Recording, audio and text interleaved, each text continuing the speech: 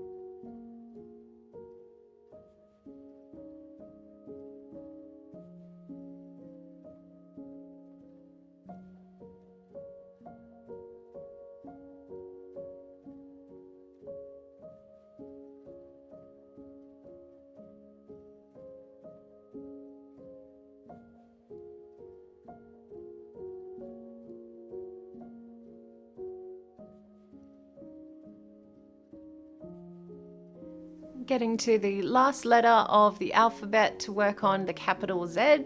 I hope this series of videos has been helpful for you and you feel more confident to go in and create your own lettering styles and use it on all sorts of projects. As I mentioned in the previous ones, there's so many uses for faux calligraphy, and I'm sure this won't be the end of me talking about it or using it in my own practice. So yeah, stay tuned for more and let me know if you want to see more things like this or what you'd like to see next in lettering tutorials or art.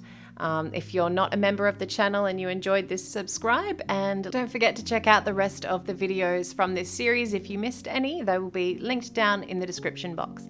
And that brings me to the end. So thank you so much for watching. I do hope it helped you, and I'll see you in the next one. Bye bye.